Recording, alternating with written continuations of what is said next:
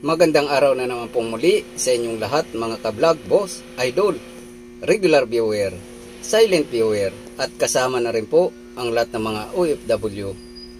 Ang gagawin ko naman ngayon ay magkukoneksyon ako ng wiper motor, wiring ng ordinary wiper.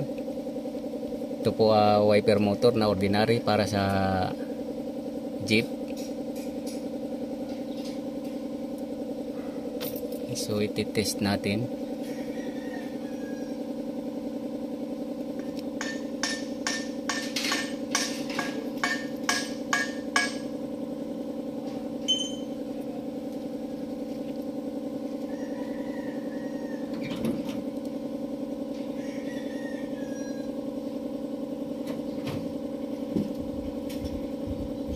Pre, on mo nga.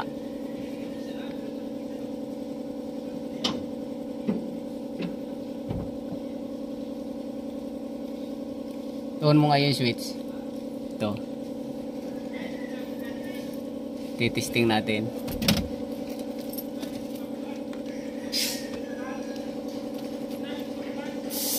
Dali.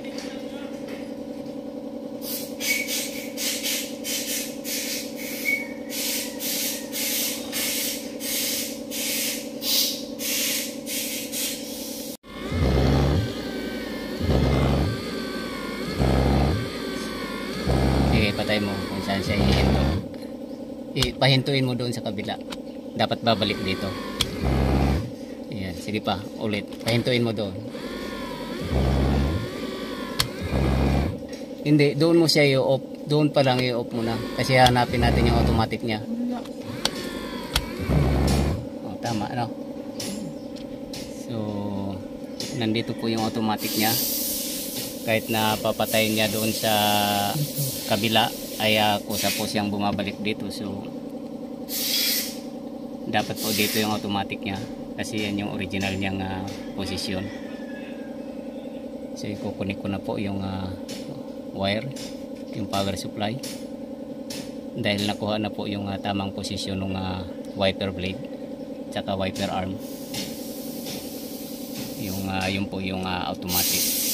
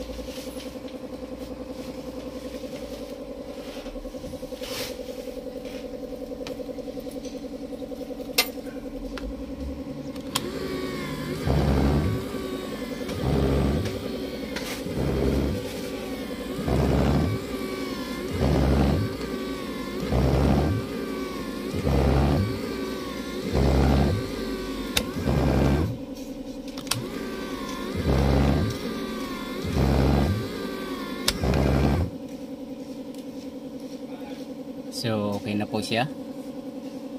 At yung automatic po niya ay nag-activate po siya.